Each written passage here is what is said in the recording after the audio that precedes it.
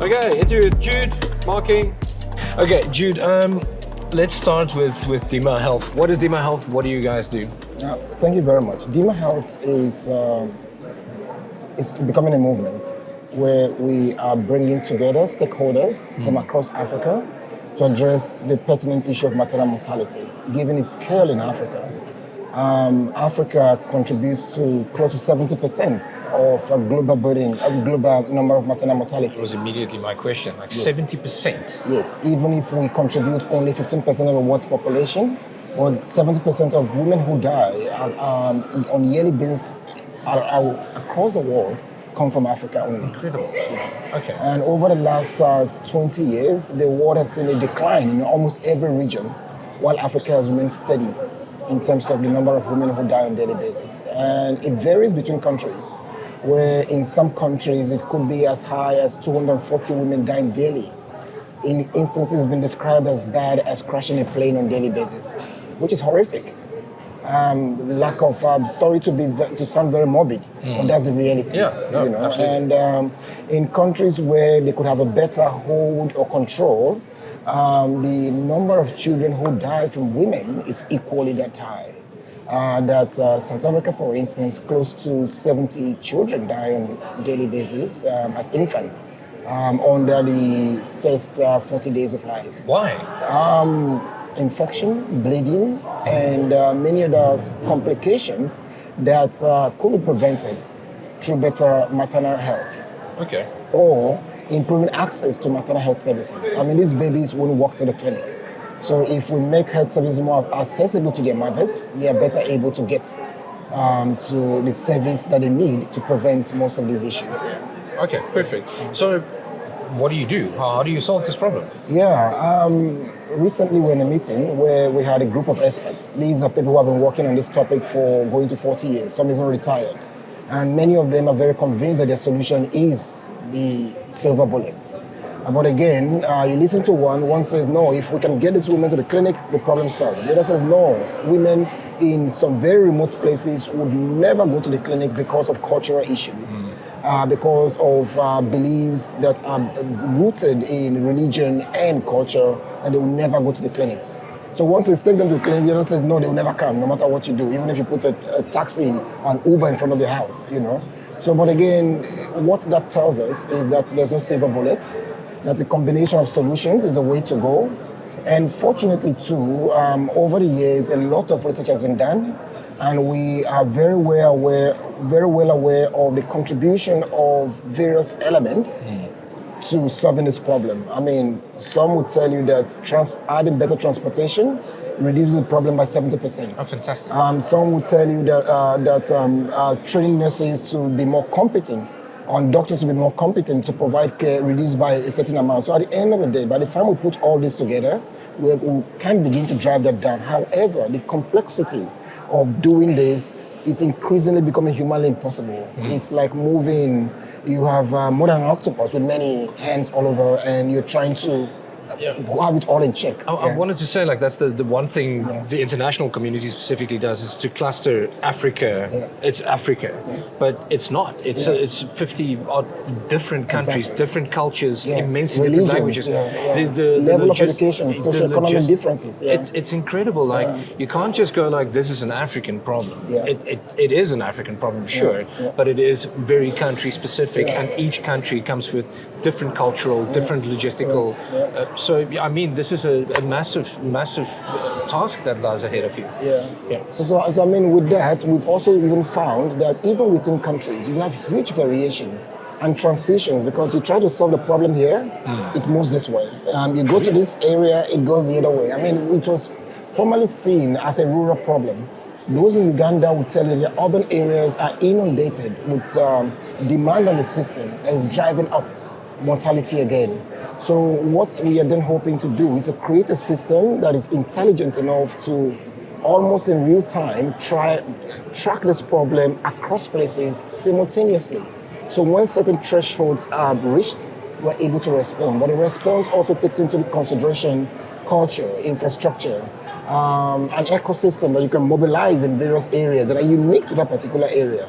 Our system, for instance, has mapped close to 70,000 healthcare delivery locations in the 3 countries that in real time you can open up any of these facilities and be able to understand the ecosystem in that area in terms of health services available, cultural beliefs, religious practices, the burden of care, all that in real time, and be able now with AI integration, be able to hazard some solution for each specific location. So we have mapped every location on our app, on our web system, and to help address most of these issues. And in addition to that, we're also aware that technology penetration across Africa is not even. Yeah.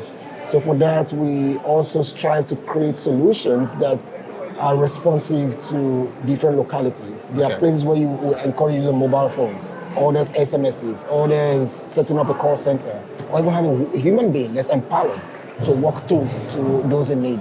Right, so that's my next question then. So you've got this data basically that you are utilizing, giving us the information on the ground. Yeah. Who's on the ground? On the ground, we have, it is tiered, where we have all stakeholders mobilized and able to communicate too on our platform. So they're not working in silos anymore, which was a problem before now. So on the ground, you have community healthcare workers at the lowest level who serve as advocates for women who are not able to speak for themselves or not able to navigate the system or resources available to them. You have traditional birth attendants. These are not nurses, but they've been trained to deliver babies safely when they are no nurses. Yeah. And we're also able to spot complications and ask for help. Yeah. And not even have to respond, but they know it's going to be complicated and in advance ask for help. We have nurses, we have doctors, we have policymakers and governments as well. So there is something for everybody in our system, and our system creates a place where everybody can also have a conversation in solving a problem. I had a very similar conversation yesterday around data. I'm thoroughly convinced that the access to information and the access to curated information in Africa could solve a lot of our problems. And it's exactly like you said, you don't necessarily need a healthcare professional on the ground, but if we can equip someone with the knowledge to just give that life-saving care, that it is met. Yeah. So the other thing I was thinking that this is a positive for is if we know that people move around a lot, and the care providers have to access rural communities to like different effect. But if someone came to, say, if a different healthcare provider came to the same person 5 months later, the information would still be there. Your system would still be able to support that that person to make decisions, right? Correct. Yeah. So the system is able to do that, and the system also provides enough information for supportive supervision. You have this one person who is supposed to support an entire district, would have in excess of 20 or 40 health facilities, and keeping track of what is happening in all of them is not that easy. Yeah. Or that you now have to go to each of them because you have to, not necessarily understanding what is really happening. Yeah. But now before you get there, you're able to pick up our system, do your filters, and able to arrive at what could be happening there, and also suggest what you could do. So it doesn't leave you after traveling very rough terrains 4 or 5 hours to get to a location, you don't even know where to start, you're so exhausted. But again, you have this assistant that you pick up, it tells you what's going on, what you could do to address it, and even helps you now to set targets and track those targets as well. So when you even have, human attrition whereby it's not the same person is coming, but the person who came the last time knows what happened the previous time. Yeah. Something fun that we're doing now on the system is also allowing people to rate services that they receive. Yeah. Now for all 70,000 facilities, now anybody anywhere can pick it up and find out what's really going on and what can be done to fix it. In South Africa, for instance, there was a viral event where a patient in one of our prominent hospitals went live on Facebook to complain about the quality of care they were receiving. Okay. And immediately this person, because the person is a veteran journalist and has a huge platform, got a lot of attention. But the issue is looking at our data on our system, everything he said has been said by so many people for so many years. But now he's got a platform and an audience, Exactly. and now it gets highlighted. Exactly. So our system now gives a voice to those that are voiceless.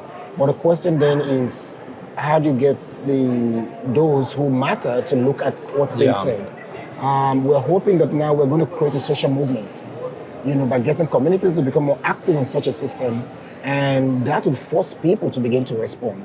Because now nobody wants their names mentioned, because already people's names are being dropped on the platform, because it becomes the Hello Peter of health system, which is something we've been missing before now. Accountability. I think one of the things that we always underestimate, like issues like this, it's multi-tiered. It's not only like, we need people on the ground. It's also we need the information. We need to create awareness to the mothers. We need education, and so on, infrastructure. It's a massive undertaking. Yes. What do you need? To now address this, we need more data, we need more cooperation from various stakeholders, and a platform to be seen and be heard, and as such get the support that we need. In every instance where we have approached governments, they're very keen to have us come on board, but they don't know that we exist without having a platform such as this to be seen and be heard. There's a very senior government official from one of the countries we met a couple of days ago. I've received close to 5 emails since we met, but she could not have known about me if I didn't get that particular opportunity, which was a once-off thing. But again, as a result of this kind of publicity, we're able to move. That's one part.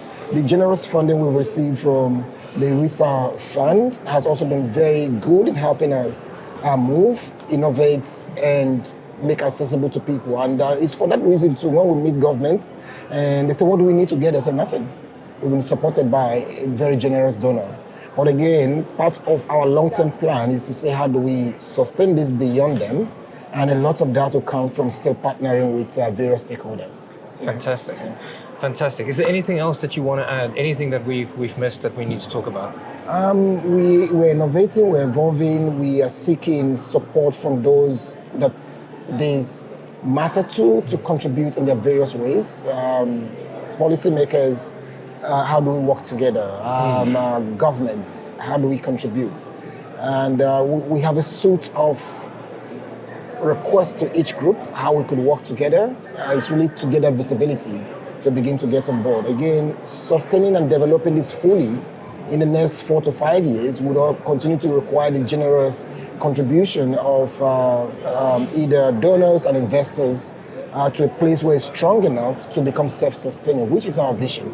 But in the immediate term, we need funding, we need collaboration, we need platforms to be seen and be heard, and hopefully we create a product that will not only serve for mothers and children, but also can be adapted to address many other health priorities in Africa. Awesome. Jude, thank you so much. This has been illuminating. I never knew this was an issue. Well, it is. It is huge. Yeah, it's massive. I mean, women and children are dying in high numbers, but again, out from issues that are preventable.